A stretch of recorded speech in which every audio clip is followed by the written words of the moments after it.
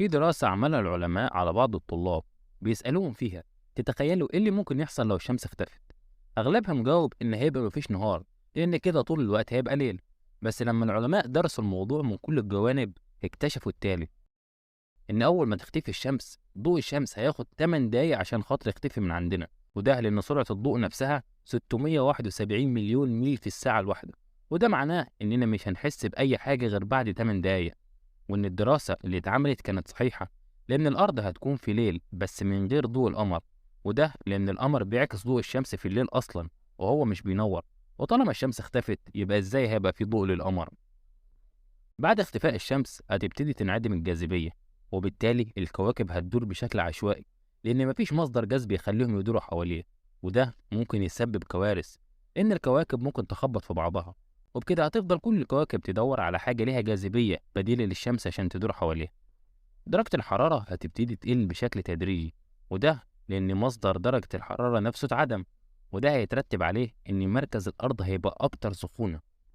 بعد كام أسبوع هتبتدي النباتات إنها تموت، وده لأنها مش قادرة تعمل عملية البناء الضوئي من الشمس اللي اختفت أصلا. وده اللي هيخلي كتير من الحيوانات اللي بتتغذى على النباتات تموت، واللي هيعمل خلل في هرم الغذاء، واللي ممكن يسبب موت للإنسان نفسه اللي بيتغذى على الحيوان أصلا. ومش هيفضل غير الأشجار الكبيرة.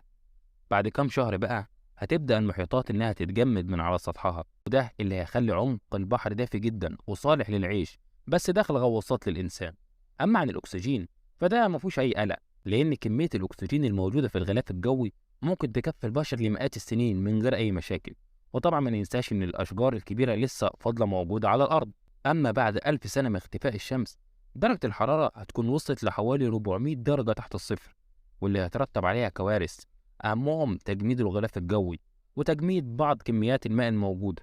وبالتالي هينهار الغلاف الجوي، واللي هيخلي الأرض معرضة لأي حاجة من الفضاء الخارجي. وهنا تكون حلقتنا خلصت. ما تنساش تصلي على النبي وتشترك في القناة وتفعل زر الجرس عشان خاطر يوصلك كل جديد.